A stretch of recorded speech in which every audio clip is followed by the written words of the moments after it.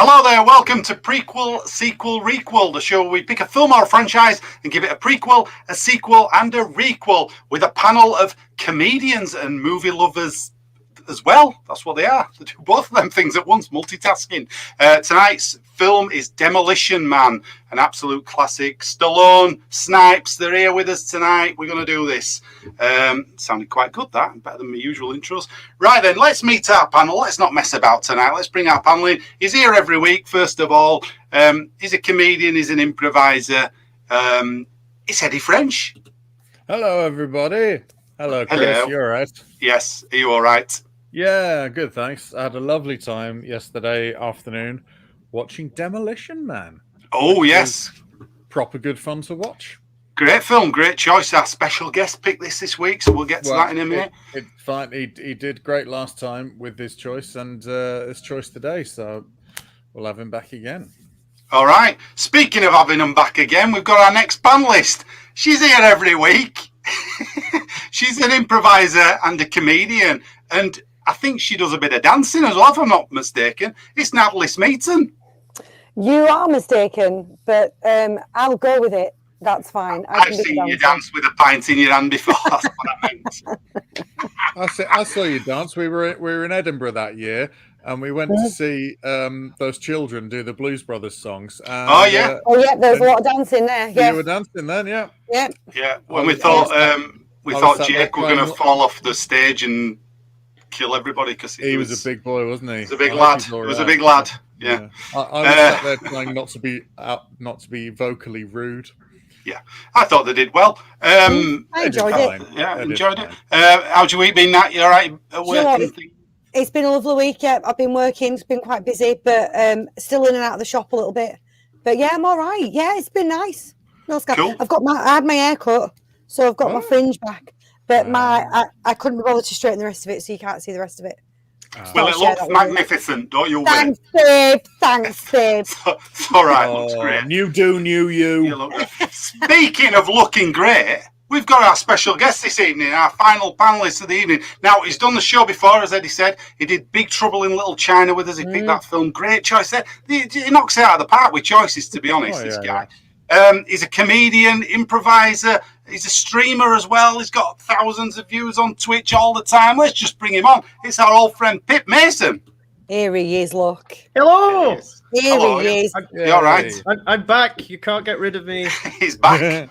You're back. Well done. Thanks for coming back. Well done. What's that mean? Well done for coming back. Well done. Yeah, you didn't put me off just yet. I have nowhere else to go. We're always pleased when people want to come back. We don't have to strong arm them. Coming back and do it short, listen to me. I've got dirt on you. Chris, I have to get you set up this film degree somehow. Yes.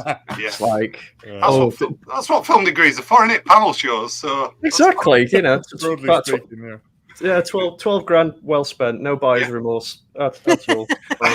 Have you got? We should say. Have you got any films in the pipeline that you're working on? It's like Family Guy. Are you working on any films? Have you got any? You know, the film degree thing. I'm just going down. Oh no, because much like a lot of media students, I ended up in the same place which we all do, which was retail. Right. So, okay. All right. But you've not got like that pet project, is what I meant. That you've been like tinkering away. You know, like this screenplay that you. Oh, I've been writing some stuff, but you know, nothing's fruitioned yet because just within everything. I will just echo that by saying within a week and a half of accepting my diploma for my degree in media studies, I was sat on the checkout at Morrison's. So one does very much lead to the other. So one good thing is that most of the time, if you speak to someone behind a checkout, they will understand what you mean by the male gaze and mise en scène. So that's good. Well, on that bombshell, let's say hello to Matthew's Big T-More's back. Nice haircut now. Oh. Thank you, Big T-More. If only you could see it in its full glory. I've just had my haircut, and Big T-More is nice, and he's my friend, or they are my friend. I don't know what pronoun they use. So you leave them alone. All right. Fair enough. All we know about Big T more is that there's Big T and more. And more. You get more for your money, that's right. Let's say a quick hello to everybody watching on Facebook, YouTube, and Twitch. Hello, everybody. Thanks for joining us. Don't forget, you can interact with the show, leave a comment as we go along tonight. You're also going to be voting. Let us know your favourite bit of Demolition Man. Yeah, that's it. You can also vote on the show as we go along. What's going to happen if you've not seen the show before? These guys are going to pitch a prequel, a sequel, and a requel to Demolition Man. They get a minute or so to do that. The other two people who didn't pitch can then ask them a question, and then once everybody's done their pitches for each section, we will vote for a winner of which film you'd like to see. So let's get some banners going here. Right, first of all, before we start the rounds, I'm going to give you a quick recap on Demolition Man if you've not seen the film for a long time. I copied down the DVD box. This is how they sold it back in the day to you at them car boots. Do you remember cross screen? What's a DVD? What's a DVD? I know. Grandad will tell you. Don't you worry. That's what I mean. Oh, it's a good job it's not VHS. You'd have been able to get this on VHS, would you? When did VHS? When did VHS? No, I don't know. You could get VHS. I remember getting VHS. I remember selling VHS to people at Morrison's after my. So that was in the. How many Morrison stories have you got? Cause I feel like we're getting Morrison. I think that just feels like it's going the way tonight. Morrison stories. Eddie, tell him that fish counter one you've got. Tell him your fish counter story. There's a fish counter story. Please keep it movie related, Eddie. Sorry, it's got to be about the DVD aisle or nothing. I'm afraid. I once sold a woman some mackerel, and then she went to watch a movie. Nice. Good. Hello, Becky. Thanks for joining us. Becky. Hey, Becky. Thanks for joining us there. Right then, DVD box for Demolition Man. Here we go. Sylvester Stallone and Wesley Snipes go at it amid a dazzling cyber future in this explosive hit. In 2032, arch-criminal Simon Phoenix awakens from a 35-year-old deep freeze in cryo prison to find a serene, non-violent Los Angeles. It's actually called San Angeles, isn't it? It is. Yeah, it's San Angeles. Yeah, ready for the taking.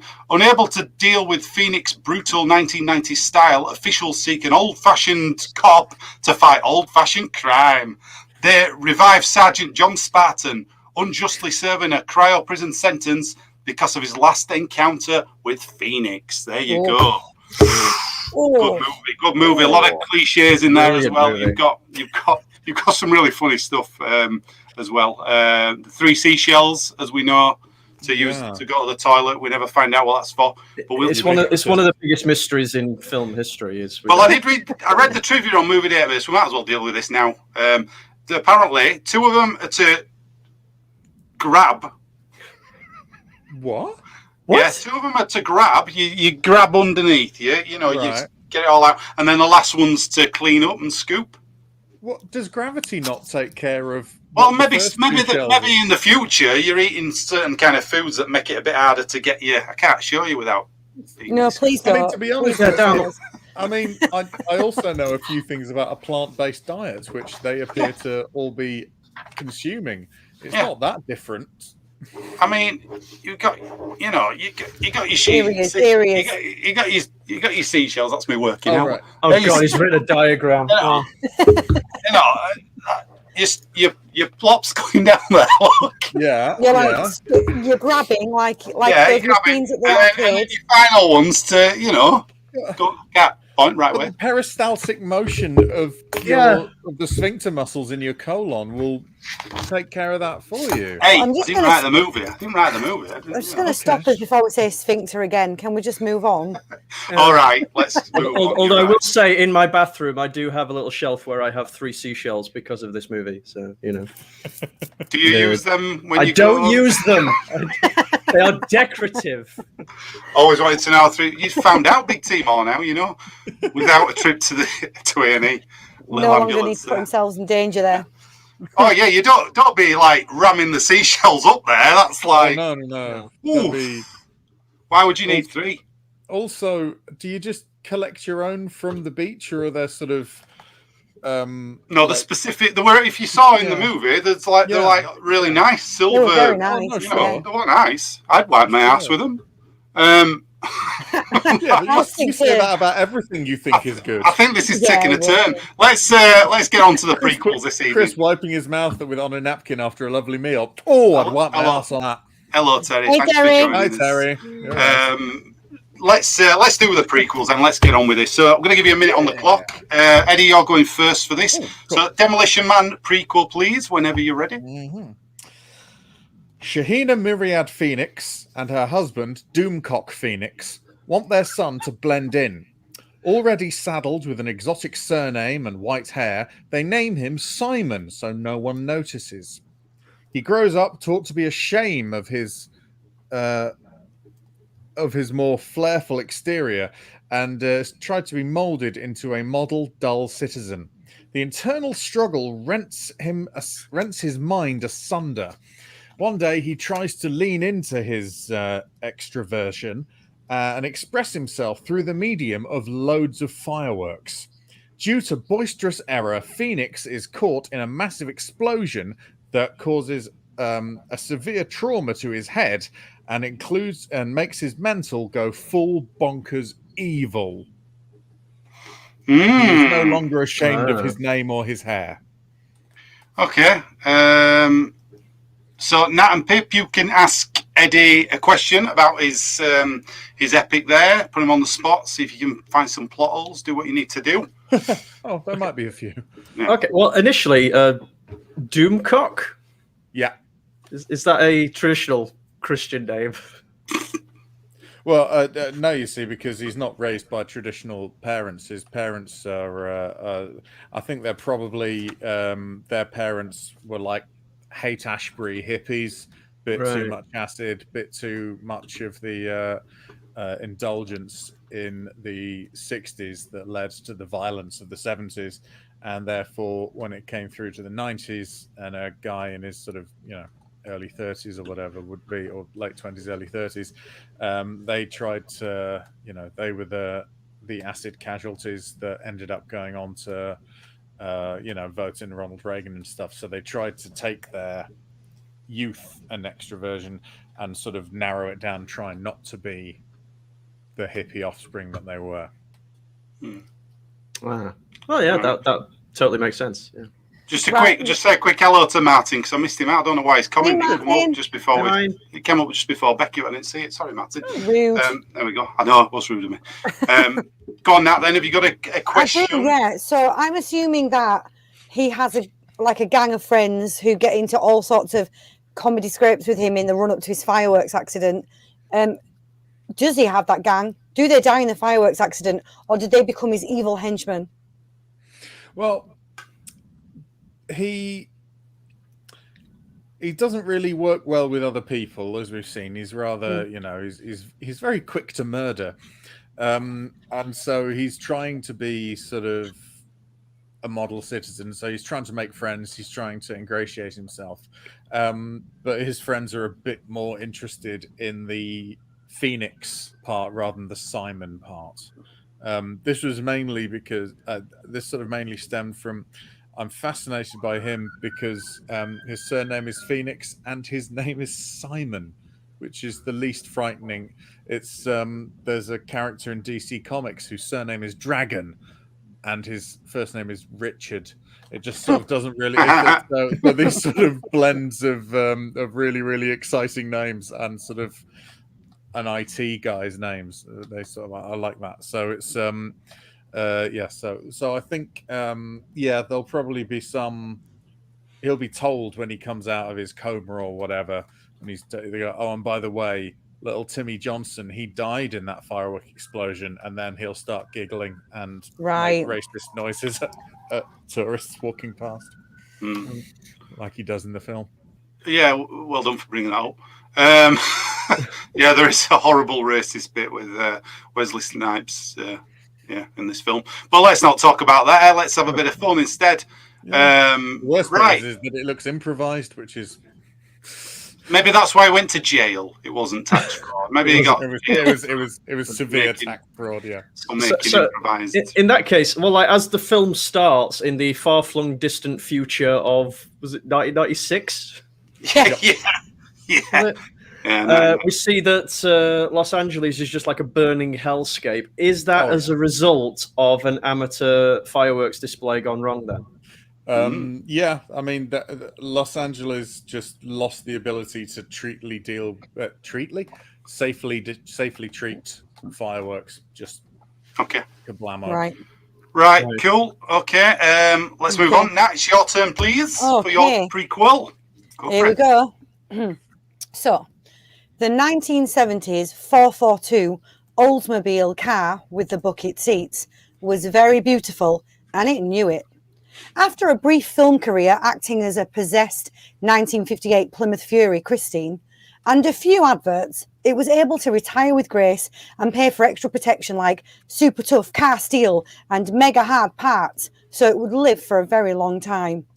Soon, society begins to deteriorate, and Oldie, the Oldsmobile, decides it needs to look after itself.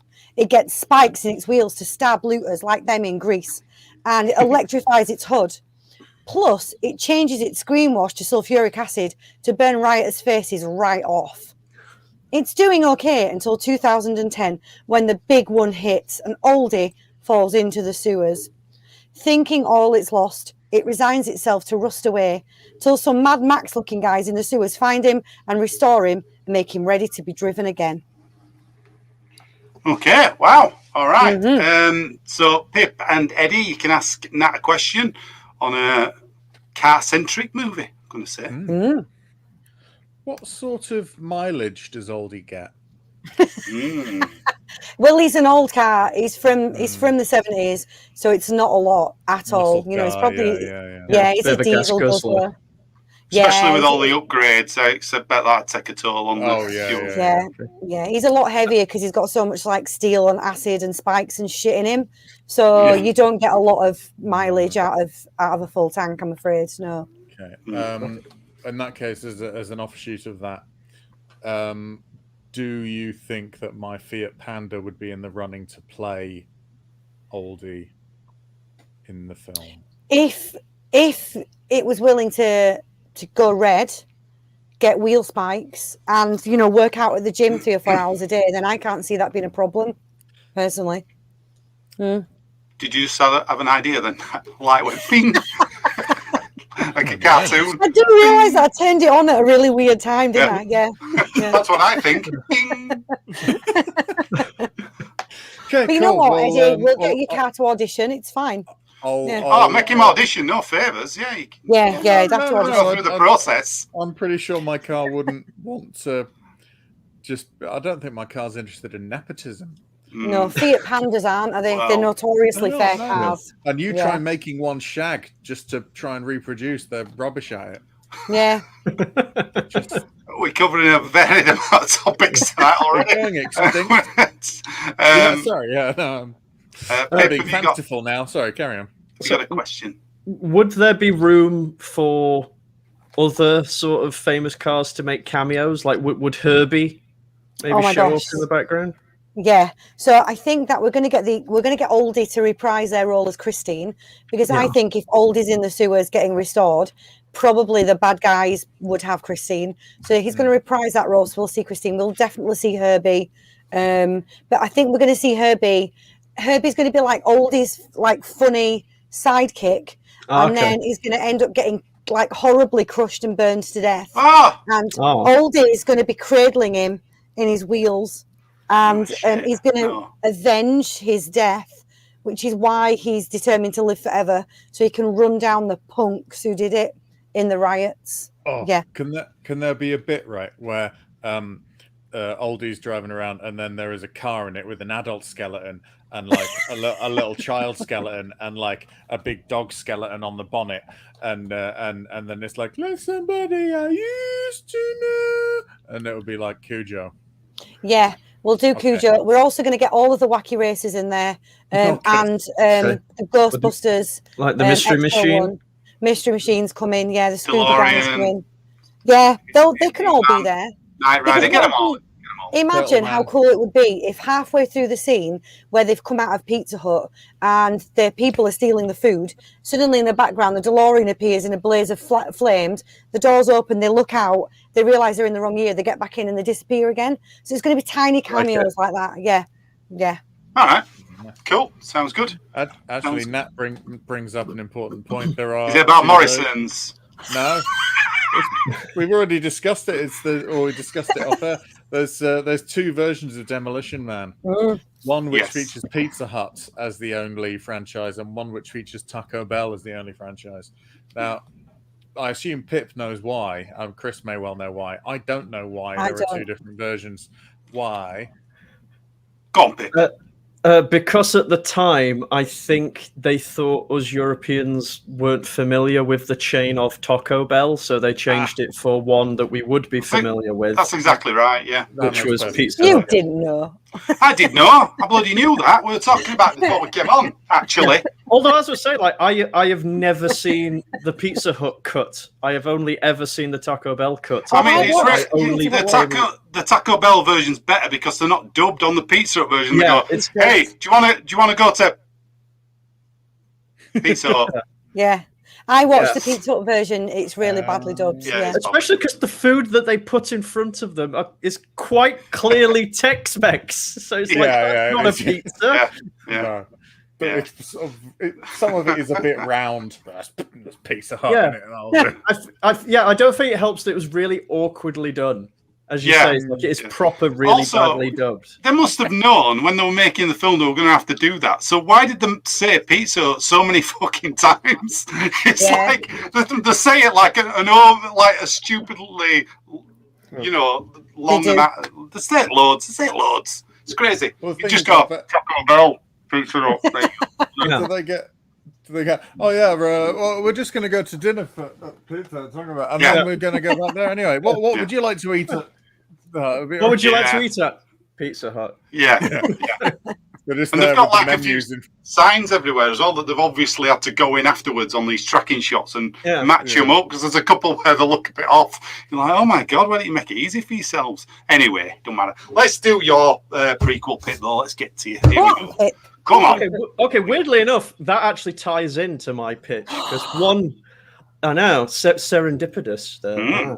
Because one of the biggest mysteries in this film, other than the three seashells, is what happened in the Great Franchise War. I did where wonder. Taco Bell emerged victorious. So here is my pitch of this segment of history, if you will. So it's all. I've got it on the other screen over here. Right? It's not going to be as bad as the Big Trouble in Little China fanfic. So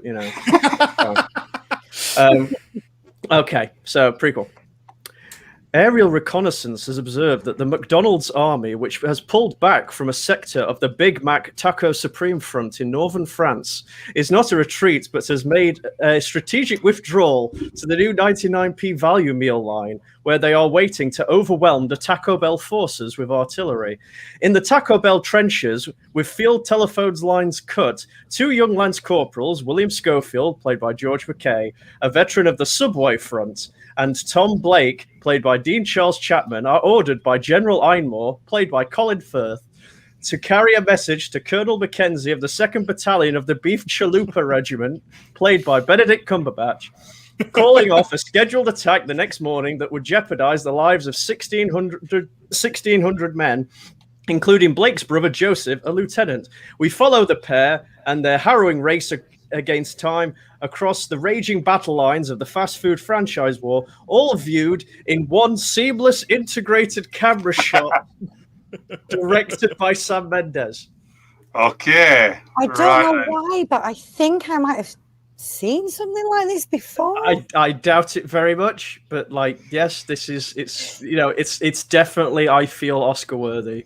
All right, so Nat and Eddie, you get a question each. I've got a question. Would it be possible to feature Justin Edwards of the comedy sketch troupe The Consultants as a soldier in one of the last trenches, clearly displaying PTSD, but in this one have him dressed as Grimace?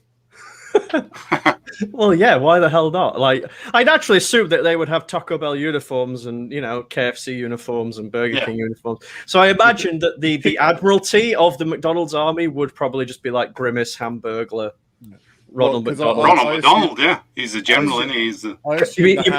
You mean Kaiser Ronald McDonald, yes.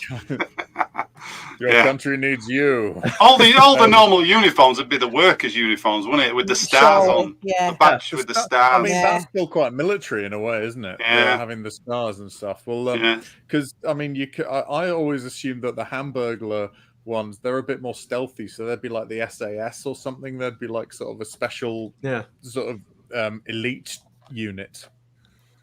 Basically, imagine a huge, harrowing, like, war story, but with service food workers. Mm-hmm. Does that mean there'd be? I was like every Saturday in retail, frankly. Yeah. does that mean that there would be a film from the other side called War Chihuahua about all the Chihuahuas that Taco Bell took through, and the relationship between them and the cavalry?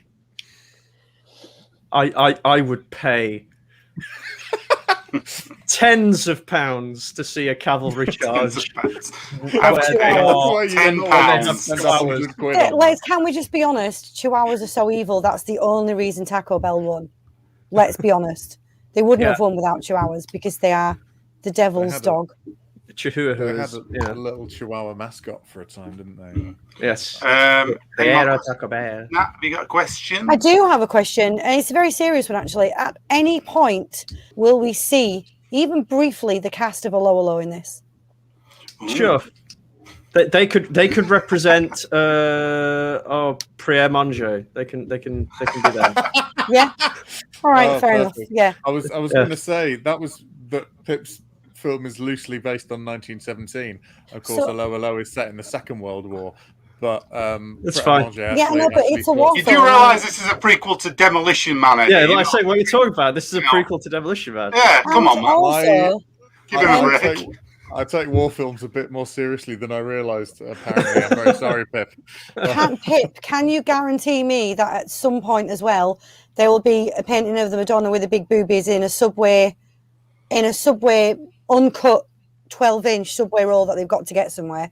Are they taking out on their journey between lines? Oh, what? They roll up the painting in the Subway sandwich? And they put it in the Subway sandwich, the Madonna with the big boobies. This is depending on the vote. Seriously, is that going to happen? Oh, shit. I feel much like, was it the Clint Eastwood films like Letters from Iwo Jima, like where you got like two films from different perspectives? You could have multiple perspectives on this great epic war. Like, obviously, you're going to go with Taco Bell because they won. Yeah. But like, there's McDonald's, there's Burger King, there's the KFC coalition. Is it going to be like The Longest Day, where they had all different directors and different units for the different nationalities? Yeah. Like, yeah, exactly. But yeah, just imagine just a harrowing war film, but just cool. Fast food chains. I'm good. And it'll be a really, really interesting film because it'll be the first one that like treats the McDonald's army as people rather than like caricatures. Yeah, exactly. It'll be like really humanize them. It'll be interesting.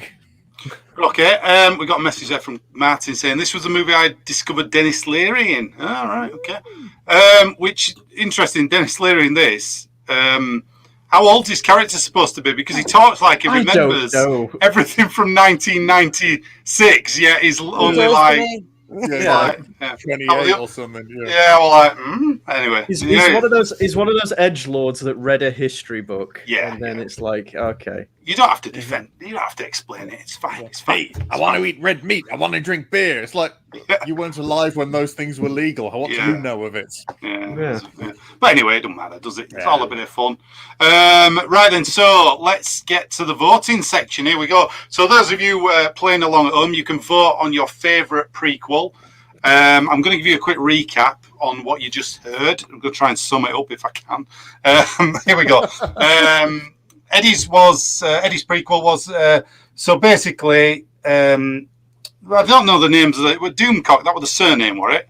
No, Doomcock was his dad's name, and Shahina Myriad was his mother's name. Right. They've got a son called Simon who grows up, and he's moulded into a model citizen. But you don't want to play along. Yeah, they're trying to make him into a model citizen to make up for the fact that he's got mad hair and a mad name. Yeah, he don't want to play against the rules, play along with the rules. So he expresses himself through the use of fireworks. There's a massive explosion, which basically gives him huge trauma and makes him mad and a bit evil. Yeah. There you go. Nats was 1970s. There's a 442 Bucket Seat Oldsmobile, which has had film roles, including Christine, Stephen King's Christine. Had a big film career, so it's got enough money to pay for new parts, so it gets itself like jacked up. Gets spikes, electric zappers. Yeah, electric hoods as well. Yeah. Oh, hood. Yeah. Sulfuric acid coming out of windscreen washers to ward off bad people. Then it falls into the sewers at the end of it. In the big earthquake. Yeah. In the big earthquake. Okay. Right. Pips was basically a giant film about the franchise war. You've got all the different franchises, and then you got McDonald's, as we talked about, Subway, Taco Bell, everything basically that we just mentioned. Then it's a race against time, basically, and it's all one camera shot. And it's directed by Sam Mendes. Do you want to add anything? Because you said a lot of stuff, and I think everything down. No, that basically sums it up. It's the Oscar-winning cinematography. Oscar-winning cinematography. There you go. Lots of explosions and French fries and the flying everywhere. And the Castavella, yeah. Right then, so you can vote online. We've got a couple of votes already. We'll vote in the room as well while those votes are coming in. If you want to comment, just put who you would like best, and we'll have a look at those in a minute. Here we go. Right then, so what we're voting for? You get one vote each. You can't vote for your own. I'm going to vote for Pip because I love a war film, and this one appears to be one of the more cheerful war films, which you don't get so much. There's a level of levity to it that will make it for quite. I'm going to vote for Pips as well because it sounds like it'd be epic, and I'd like to see all the fast food chains go at it with each other. Yeah. I nearly voted for Nat, so I like the car idea. I did like that. It's something different. It's out of the box, and you stuck Herbie in there. I stuck Herbie in there. Yeah. I'll go on, Pip. Sorry. I was about to say I was going to vote for Nat just for enabling the Herbie. the Herbie is part of the film. So yeah, you got my vote on that. Thank you. And I'm going to vote for Pip because of hello. Good. Very good. Okay, let's have a look at the votes online. We've got Big Team O, Nat, Demolition Wacky Races. Yeah. Thank you, Big Team O. You appreciate it. It's a good description. You could have just wrote that down. Martin Cameron, Pip gets my vote. Right. Martin. Let's see if there's any more votes. People still watching. Is there any more votes coming in? Oh, here we go. Terry, Pip. There you go. There is a bit of a delay, so we'll wait a second. Congratulations to Terry for voting within the allotted time. I was about to say she did it on time. She's on a delay. Kind. I know, but nowhere near as much of a delay as last week. Yeah, clearly. We've got any more votes? No, I'm going to have to close it. 5, 4, 3, 2, 1. Pip, you're the winner of the first round. Yes. With 5 votes. Well done, you. Okay, but don't get too comfortable, Pip, because it's all to play for this evening. There it is. It's all to play for. Let's rotate the board as we move on to the sequels. There we go. We're going on to the sequels. Okay. And we're going to mix up the players as well. So you'll be starting first, Nat, this time. Okay. So hang on a minute. Sorry, I'm trying to find my thing. No, you can go. You can go. It's fine. I'm just trying to be authoritative.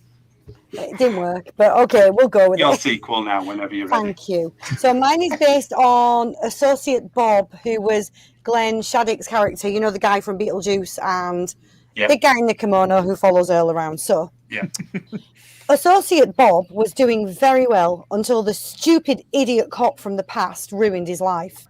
He had it easy, looking after Chief Earl, eating at the best Pizza Hut, but then he was killed. So he briefly looked after Simon Phoenix, who was violent but had great hair and rather dangerously sexy. Now he was stuck with smelly Edgar Friendly and his stinky sewer pals trying to build a new disgusting society. One day, while leaving work through the sewers, he finds 2 of Simon Phoenix's gang members hiding out after they were all not killed in the big fight at the end. He decides to use them to kill John Spartan, and he hides them in John's apartment so they can kick his face off. John is so hard, though, that he punches them back through time to the 1990s. Then, for good measure, he punches Bob back to the 1990s too, marries What's-Her-Face, and lives happily ever after. Okay. Wow. Right then, questions. Pip and Eddie, you can ask Nat any question you want now about that one. So John Spartan can punch people back in time. He can punch people back through time, yeah, because he's that hard. Okay. Does he do this as a service, like people who wake up from like cryo prison that he didn't explode? Yeah. He gives them the choice: you can hang around here, or I could just send you back to. Yeah, well, where you want to be. Jaw. As a society, they have no way of dealing with criminals because the cryo prison's gone, and they're not used to violence, so they don't know what to do about them. So John does become like the chief of police, and they have 3 options. Option number 1 is to become a member of society and get one of those chips and not swear and do all of that stuff. Option number 2 is to fuck off down the sewer, and option number 3 is to get punched back to the 1990s. Yeah, you got to figure that some of those people frozen in the cryo prison weren't like horrible murderers. I was just about to say that. Yeah, somebody's like nicked a car. They're in there for a couple of weeks. They just got murdered by Spartan. I mean, I assume it's maximum security in it. That it's got to be. Well, it's got to be Jeffrey for Dahmer, really isn't bad. it? Yeah, it's got to be for really bad stuff. Or he just blew up the Max prison section. The other people are frozen over there. It's fine. Yeah. They need to put an extra shot in of some people in a minimum security just going, oh, that big explosion over there. Clear it up. Minimum security, they're just in like an ice bath. They're not frozen solid, but they just start bobbing around. They're also out on weekends to go to shops. Do they have to go through that thawing out process every time somebody has parole? That's a lot of coinage in it to you know what I mean? And then they've got to put them back in if they don't make parole, which I assume none of them will. It hurts as well. Like when they're getting frozen, it doesn't look very nice, does it? Well, yeah, because the start of the process is essentially drowning them in goo. Yeah. Oh, we've got to stop the press. We've got a troll. Here we go. Want to become famous by following viewers? I want to be famous. Ooh, let's click. Lee 992. How do I get famous? Oh, big follows. Big natural follows. Big follows spacebar.spacebar.com. Ooh. It's not working. We just tried typing it in with them space bars and it's not working. It's not sending it to the website. What do we do? Okay, Lee. I like the way that someone finally giving into Lee's suggestion. Okay, Lee. We had a Trump person, didn't we, one night in here? Oh, we had someone. Do you know we're not voting on out in here? Yeah. Apart from movies. All 4 of us in here that can't vote in US elections, so there's no.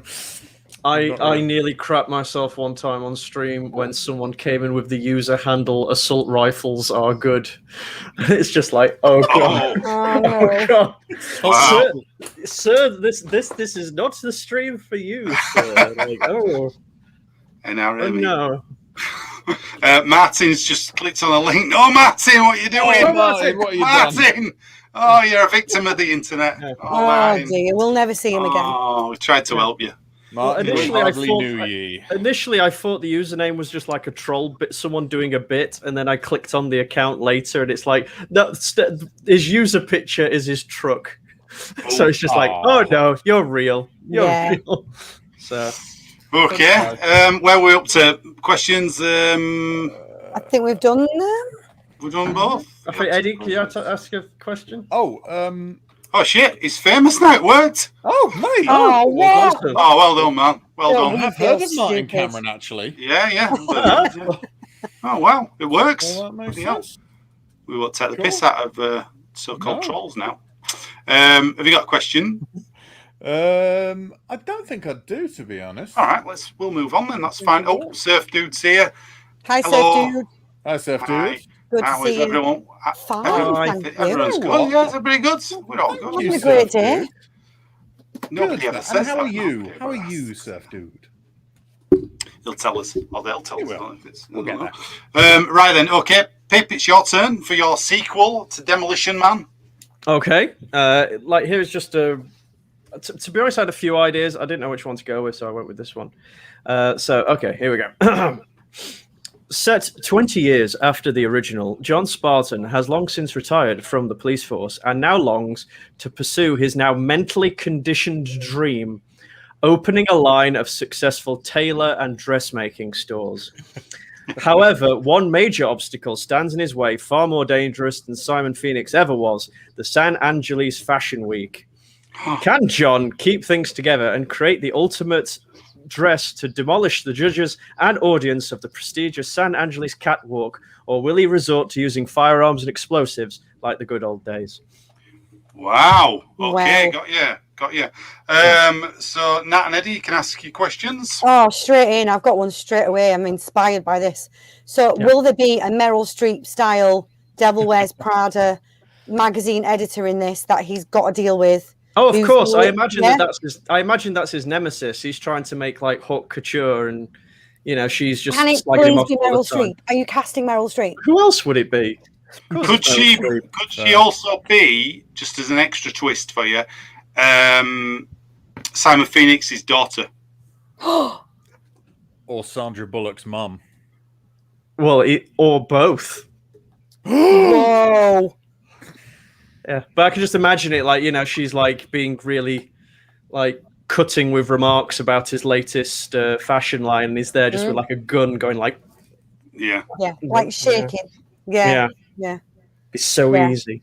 But Amazing. no, he wants to conquer the fashion industry. Right, amazing. Is his style? Is it sort of modern to his mind, i.e., retro to the period of time that they're in? Yeah, he's bringing 90s fashion back. Yeah. Okay, cool. So there's mass like shell suits. Oh, there's very little about 90s fashion that's worth bringing back. Will he will he be doing like Eclipse jackets with like Spliffy on the back of it and stuff? Absolutely, big weed logos. Yeah. Yeah. Vans trainers. Mm. The sort of post grunge and stuff. A lot of. I imagine the models will have a lot of hair mascara. Yeah, so much plaid. I thought you were going for a bit of a nod to Miss Congeniality as well, but yeah. I love that film. No, that would have been clever of me to do that, but well, who's going to wear the dress? Is Sandra going to be back and modelling the dress for him on the catwalk? Sandra's his muse, so yeah, he would of course be getting her to model stuff. And she's a proper sort of 90s nerd as well, isn't she? She's like super, Yeah, you'd love wearing it, wouldn't she? She'd be like, yeah, I'm into this. I always think it's really funny that she's got a Lethal Weapon 3 poster in her office. Yeah. Even like, obviously, Lethal Weapon 4 would have been out by then. You're like, Well, I like so basically, Sandra Bullock's the kind of woman today who wears sort of like 1950s stuff and is well into like burlesque and things. Just but people who are like that about that kind of thing. One day there will be people doing that about the 90s. That's going to be weird. Yeah. All right. Yeah. Okay. Cool. Right. It's let's move on then. Eddie, it's your turn for your sequel, please. Okay. Whenever you're ready. So, the threat has been defeated, and now, what with Friendly and all of those people, San Angeles is now a model city. It has all booze and fags everywhere. All the food is meat, and the greatest landmark in the city is the John Spartan Academy for punching and proper wet sex with fit birds. However, all is not well. One day, Huxley, while at work, calls John, who is busy working on the council of very, very butch things that aren't for snowflakes. There's been an invasion by a gang called the New Puritans, or the Neuritans as they're known, led by Ray Cocteau Jr. That's right. He and his allies want the old ways back, but unlike his father, he's more than happy to use violence to mete out his end. He's going to be forcing these things with severe violence. This is unprecedented. His army rebels to take San Angeles back to how it was under his father, only with an iron boot. John stops them with his dick. All right. Questions from Pip and Nat on that one? Where to begin? Same love story that is older than the sea. Taylor's oldest time.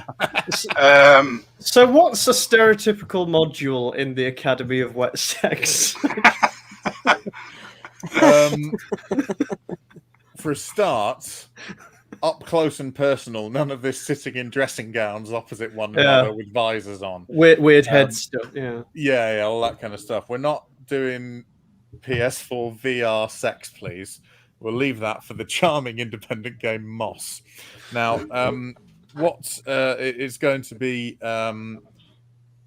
essentially just lubricated. So we're going to be learning about sex and the fluid there involved. So there'll be one on saliva. There'll be one on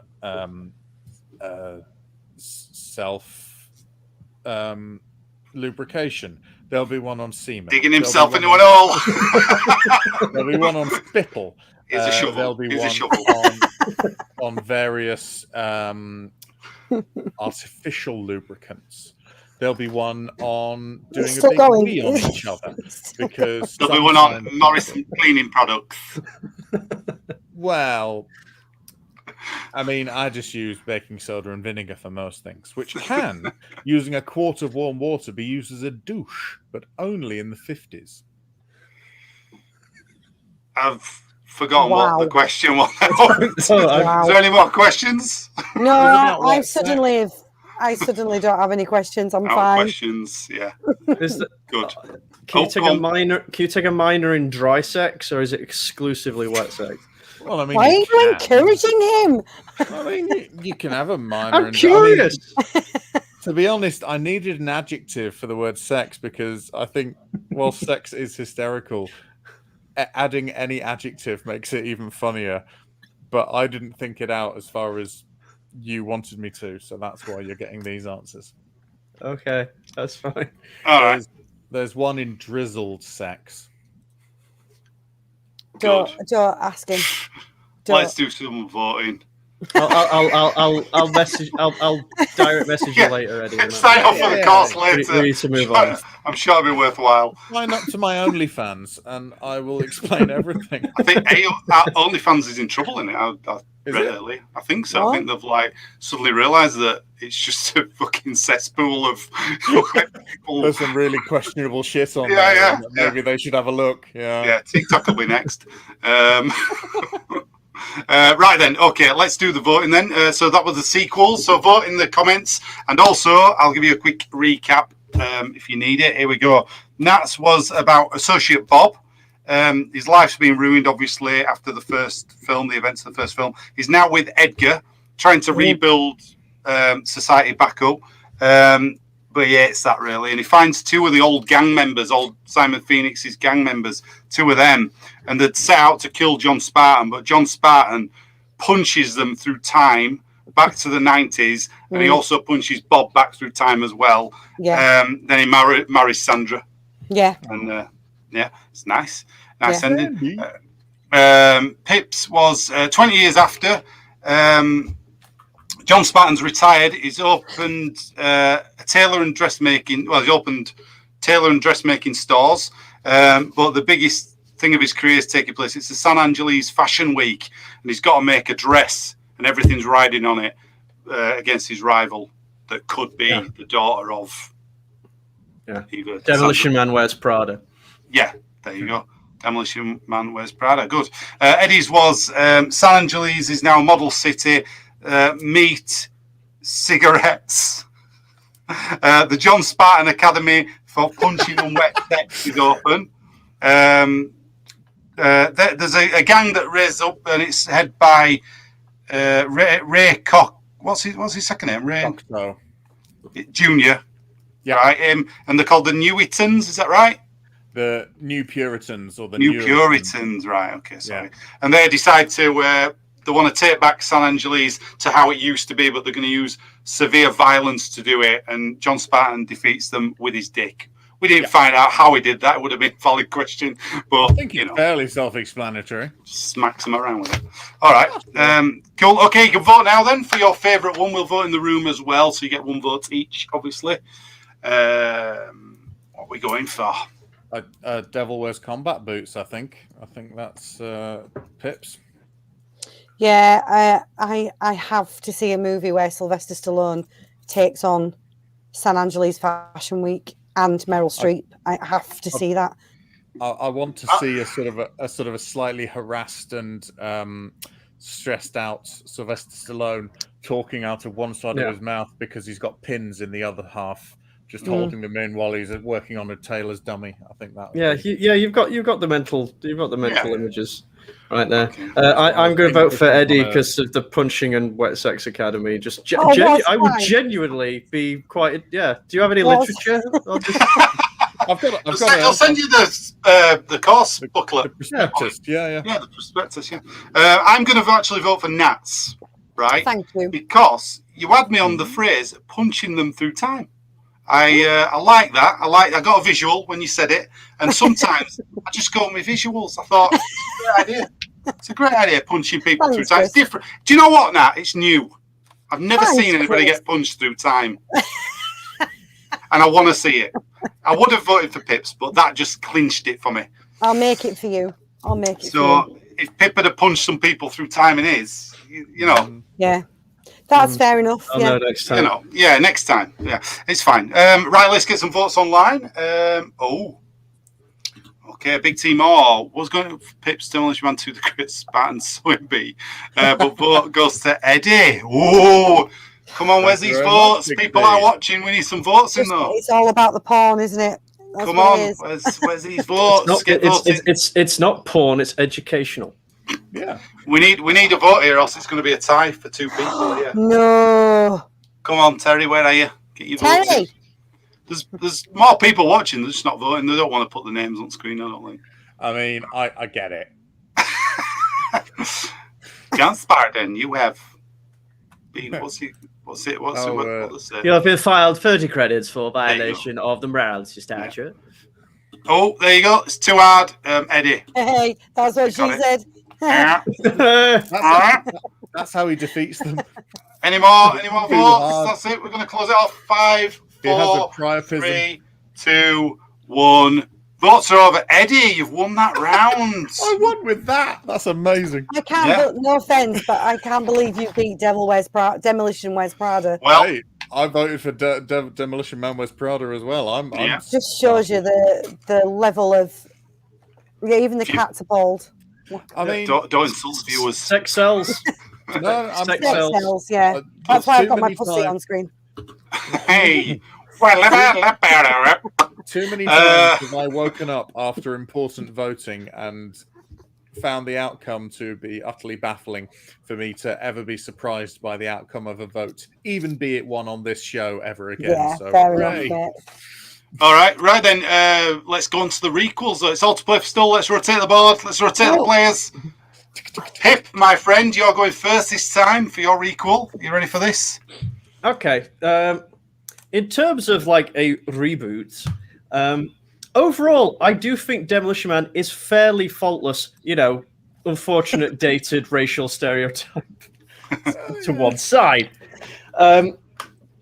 It's good, dumb 90s action fun, which I think would still hold up today. My one complaint, I say complaint, is I don't think it holds up towards the end because, like, Edgar Friendly and his dirty friends take to the streets and go, "Oh, it's time to take a stand, pal," and doing it, and then they proceed to bugger off with their guns and whatever. We assume a revolution or something happened in the background, and then they just turn up in the end, and he's now in charge. And it's like, okay, maybe develop like that bit.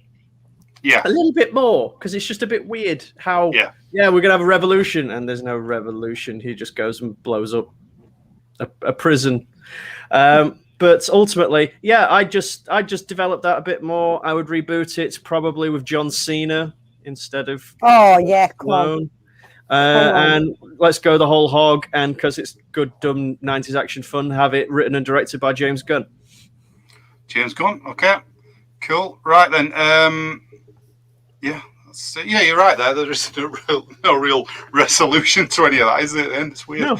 No. They show up, leave, and then just come back.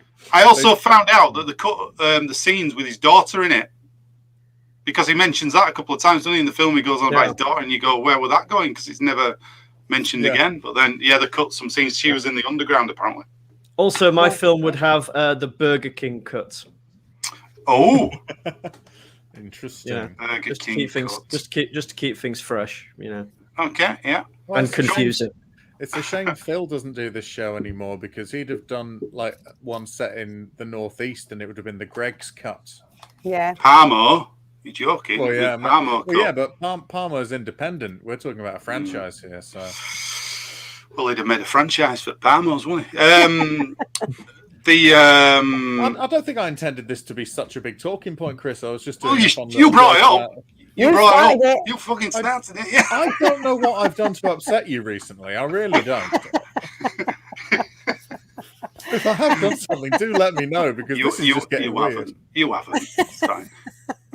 Oh, you're just doing this for fun. I see. Yeah. It's just to talk to you. That's all it is.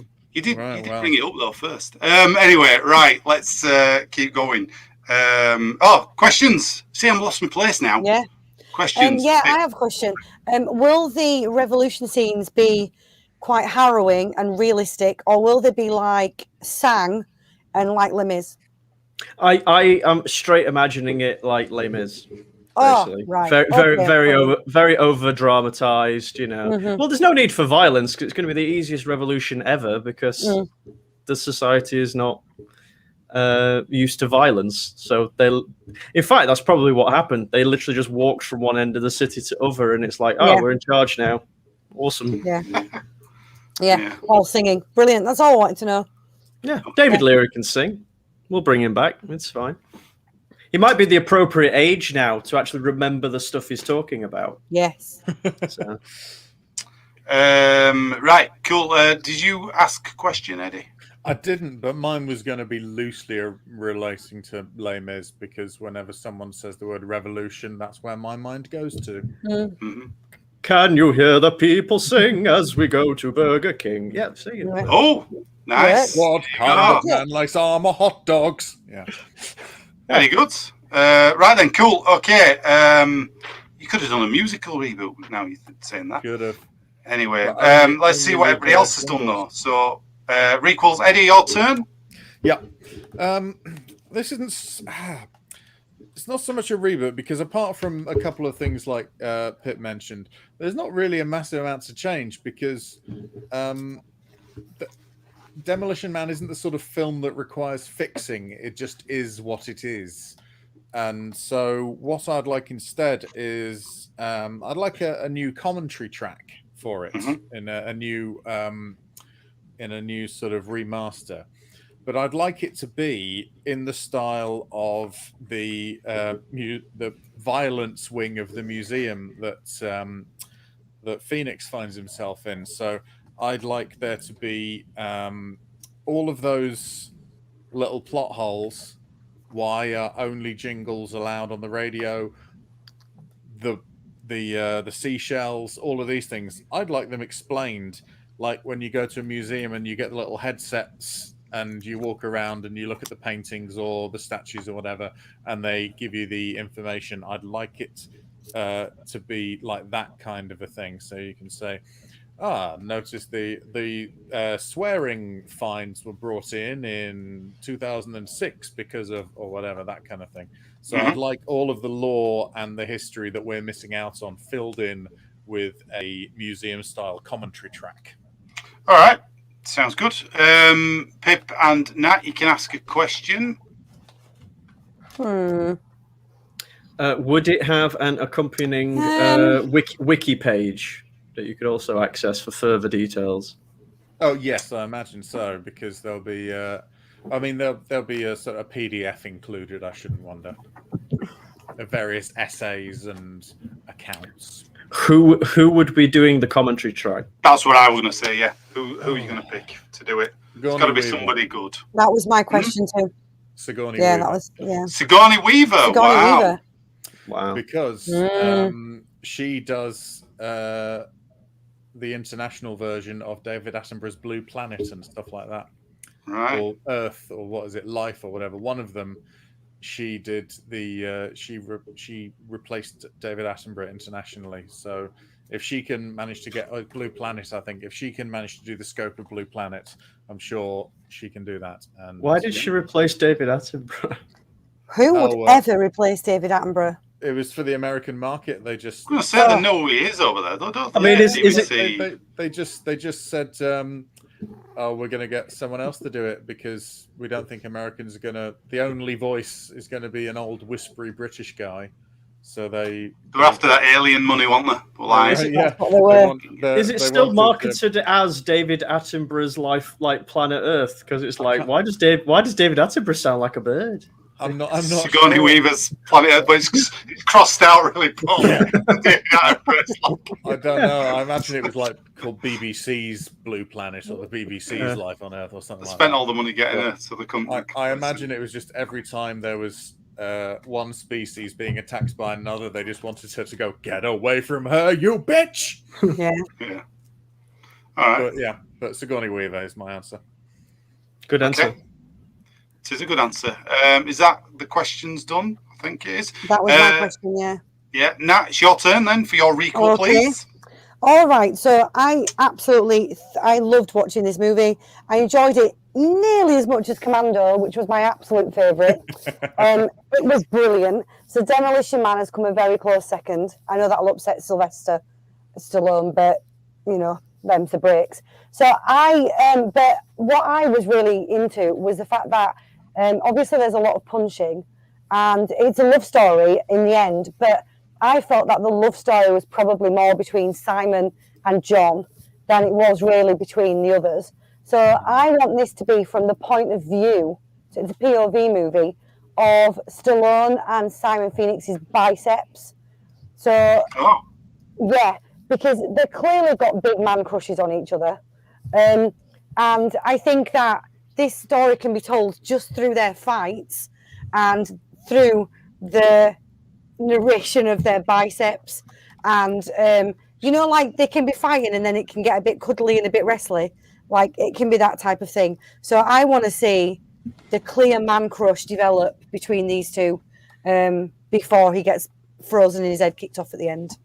All right. Oh, that you just brought up another good point there. The head kick at the end, that was set up at the start of the movie, and he didn't even refer to it, did he? Really? It kind of just did it, and you're like, "Where's the one-liner that refers to the start of the film?" Because what does he say? "I'll keep that in mind" or something, which is odd because he don't. What does he say?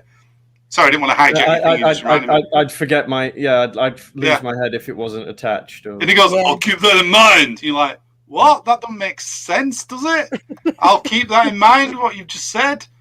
Why would you keep that in mind? I kept it in your mind. Well, yeah, why would you keep that? Yeah.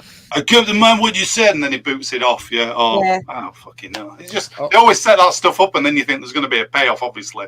And there would just there was the necessary, you reminded me of the almost required reference to Arnold Schwarzenegger in a Stallone film with President Schwarzenegger. There's the Schwarzenegger commemorative presidential library. Yeah, that was great. Presidential library, that's it. That was good, that. Yeah, no, that was... it was just like, oh, God. Got a quick message there, Pip. What a head it is, Pip. There you go. Referred to my head. That's, Thank you. Got eyes and stuff on the front of it. Defo ahead. Let's get some questions for Nat, please. If you've got any for a pitch. Who would voice each biceps? Would it be Wesley Snipes and Stallone, or would you get an extra voice actor? No, because a lot of the scenes are going to be between Wesley Snipes and Sylvester Stallone, so we'll need them to be themselves, to be their characters. So I think that because it's a love story, the voices need to be very, very different. So I want to make Morgan Freeman be Wesley Snipes' bicep. And so that can be a thing. And then I think I'm going to get Hugh Jackman to be Sylvester Stallone's bicep. And so we're going to sort of see almost this Romeo and Juliet thing where Wesley and Sylvester hate each other, but really their bodies are in love. Yeah. Just a question on maths. Do they not have a bicep upon each arm? I know I don't, but they have a bicep. They do, but I can't afford the voice actors, mate. Like I can only afford Hugh and they're only going to have one voiced bicep each, and the other will be none of the rest of the body talks. I just want it to be a POV of the guns because they're Okay. It could also be Morgan Freeman and Hugh Jackman, but just putting on a funny voice, right, to represent the other bicep. Yeah. Essentially, I just feel like if we started to go into the realms of all the other parts of their body talking, as totally hilarious as that would be, I think it would go towards Pixar rather than. Yeah. You know what I mean? So it's not the true vision of your movie, is it? That you got to stick to your original vision. vision. Don't let people put you off. No, I was trying to work out. Happens all the time. If you said biceps, which is plural, I didn't know if you meant all four or just one bicep. of them. Simply like his bicep and his biceps, rather than all four biceps. Yeah. I know, but they have two each. Hey, they did some great work hiding the nutsacks in this film when they were doing cryogenic thing. Oh yeah. Yeah, do you know, like the big old prop that they have where it's Sylvester Stallone frozen in ice? Do you think that still like exists somewhere? It said in the trivia that put it in Planet Hollywood, one of the Planet Hollywoods. That's what you want when you're having your dinner. It's a giant naked suspended Sylvester Stallone. Yeah. I always worry in places like that the suspension cables aren't strong enough. Like they've got a giant car above your head or something. A couple of Planet Hollywoods. You look up, there is Herbie like stuck there on the ceiling. Like, how fucking heavy is that thing? Not to get crushed by the Blues Brothers car just because the big piano just falls off the fucking wall on you.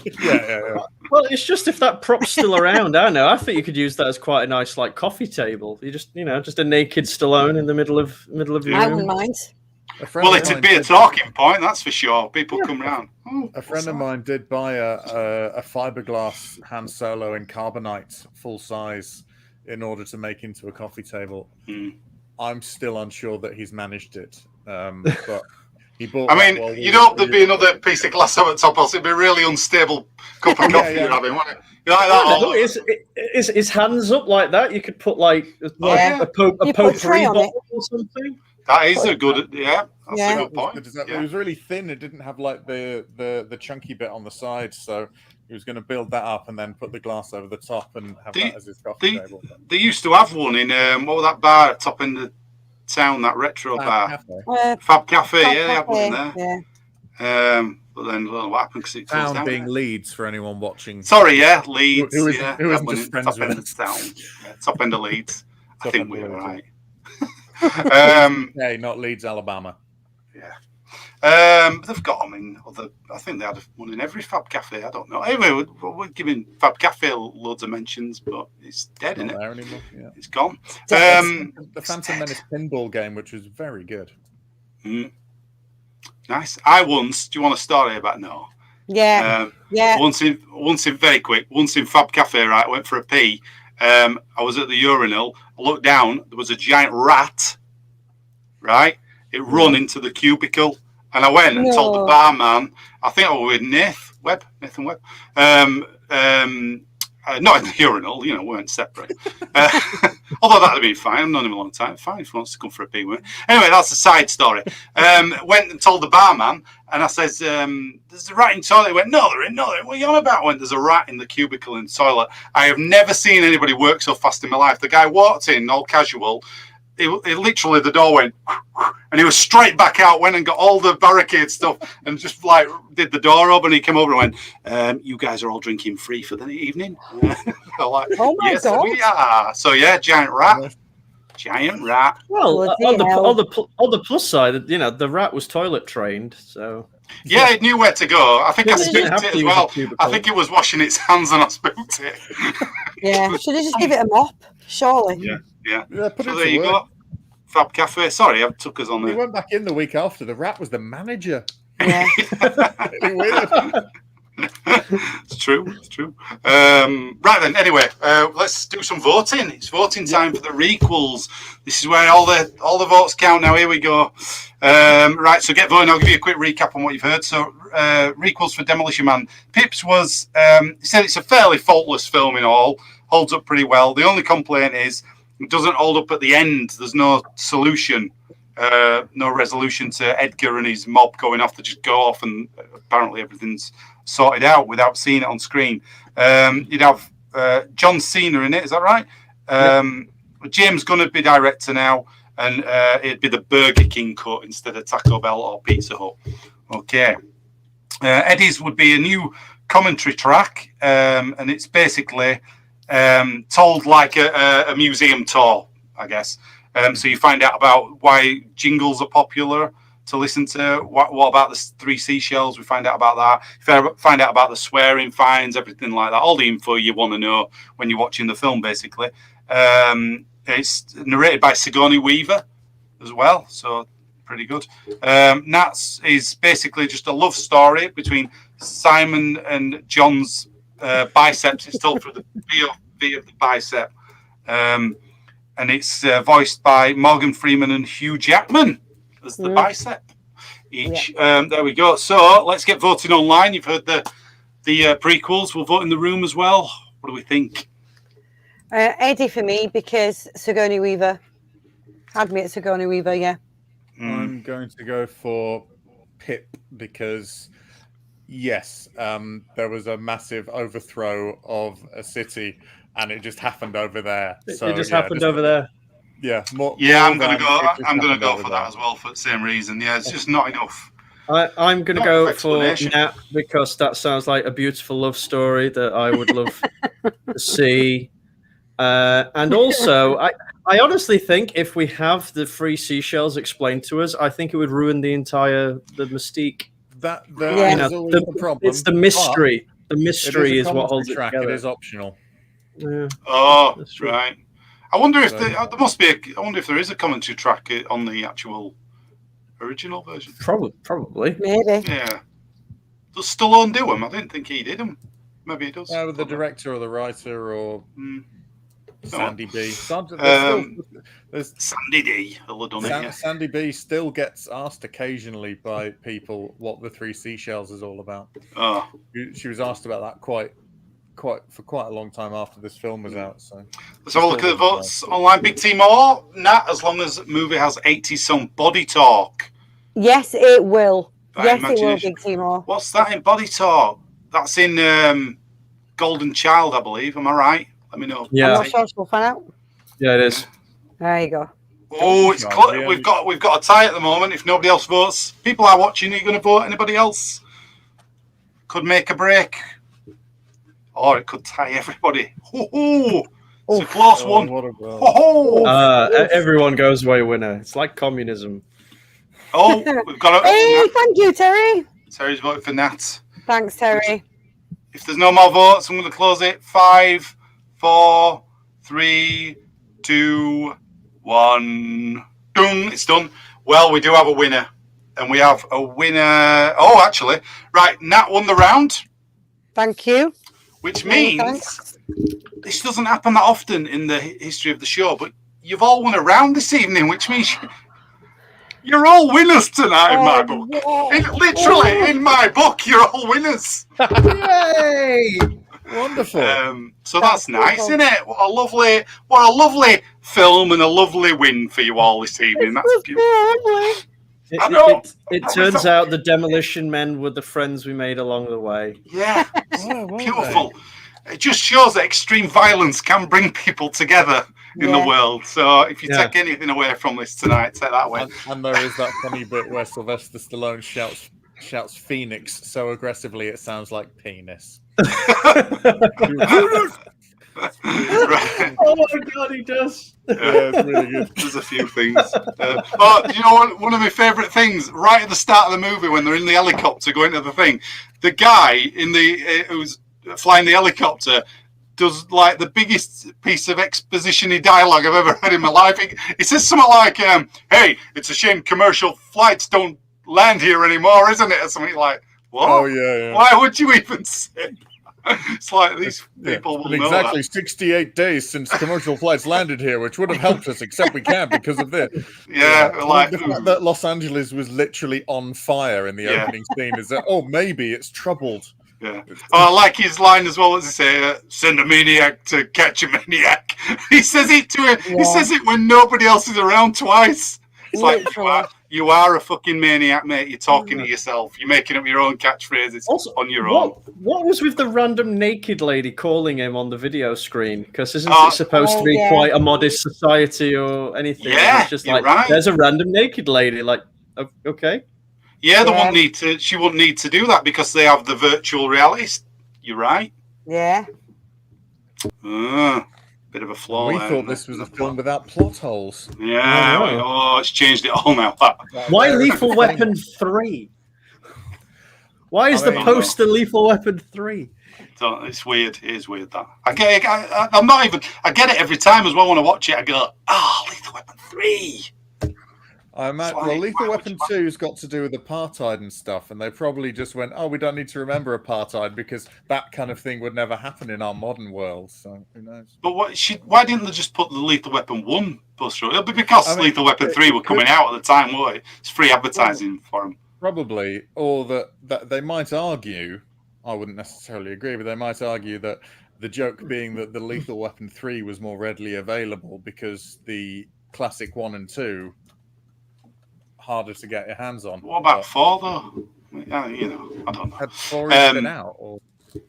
Well, not with the film, but it was supposed to be in the future, so it would have been out, wouldn't it?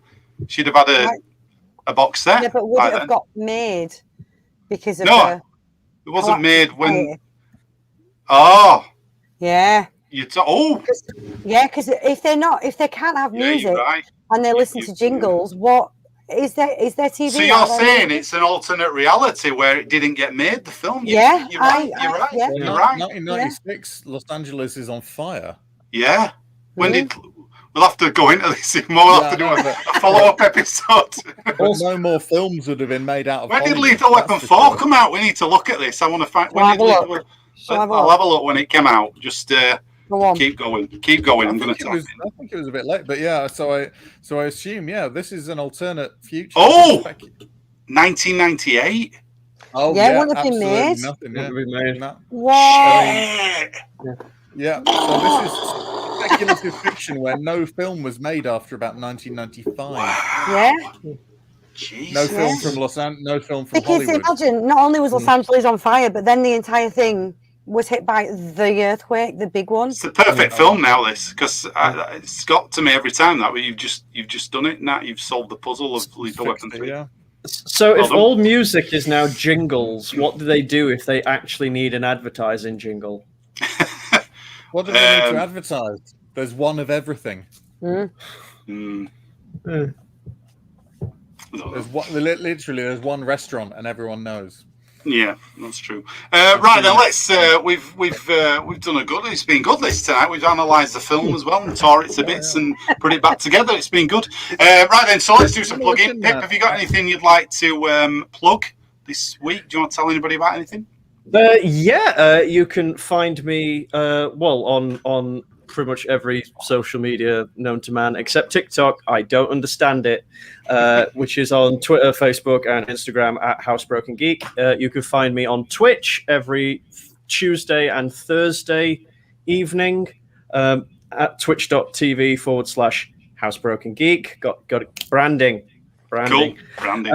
In fact, I suppose I could announce it now because I was going to announce it on stream tomorrow. I'm doing on the 15th of May, which is my birthday. I'm doing a 12-hour charity stream.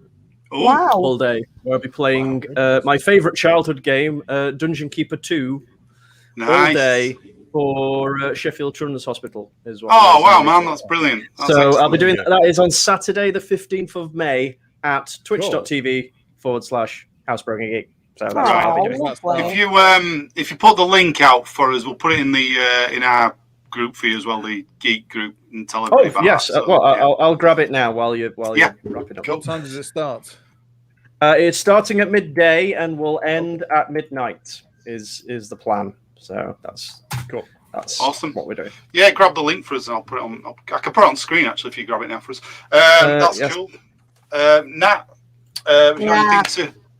Nah, mate. Nothing. All right. How's your YouTube channel coming along? It's not. It's not, is it? It's not. It's not. Is it not happening now? It will happen. I just haven't got around to it yet. The publicity for this channel that's non-existent is like you've got a peak to hit. You know what I mean? People will just go. I've had it with her. I'm not gonna. People will just go. It doesn't even exist. She's making it up. It's bullshit. Big T Moore just said, thanks for another footage. Look forward to Loch Ness episode soon. they're after that Loch Ness episode. Will it ever appear? I think it's going to be a 3-hour epic episode, that Loch Ness one. Oh, God help us. I'm going to invite all the fans on. Eddie, what have you got to plug this week? IC News that was released on Saturday. I'm in that one a lot, actually, so that one's fun to do.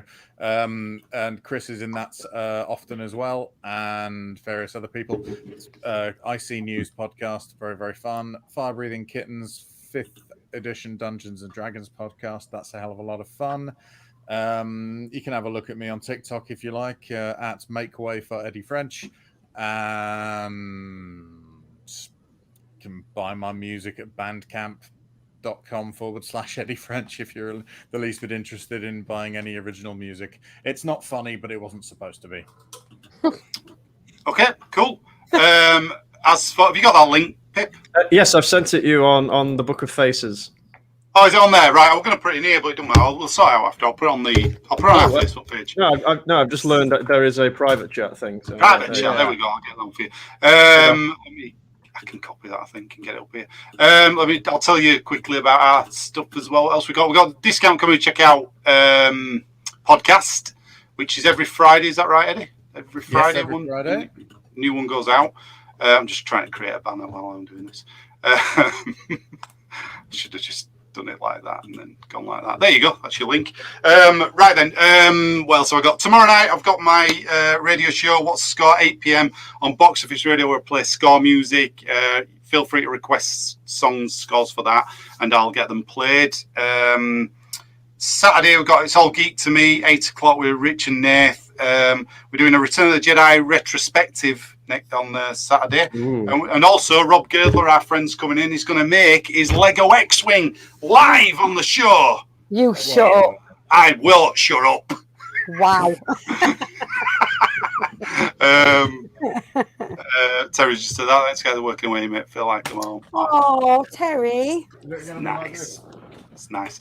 My girlfriend got me a Captain America Lego thing where he has got a big robot that he sits in out of Lego, and that is fun. Cool. So it'll be like that, but it'll be a different franchise. Yeah, Lego. Sorry, I got excited when you said Lego. Yeah, that's fine. Everybody does when you say Lego. It's fine. Right then. Okay. Other than that, I think we've said everything. Please support Pip and his channel. He's doing some good stuff on Twitch. Get on his fundraiser as well. There's the link at the bottom. Click on that. We'll put that on the Facebook thing as well. Thank you. People on it for you. And then, what else have we got to say? Next week, we are back here, same time, 8 o'clock on Monday night for you. We're doing next week, I've already got it, Taxi Driver. Wow. Ooh. We said we were going to do that once. Taxi Driver, and we've got our guest Hannah Warman coming back to do the show. So that'll be nice. Okay. Right. Other than that, then we'll see you next time. But thanks again to Pip Mason for coming in this evening. Thank you very much, sir. You're always welcome. We'd love to have you back on another show.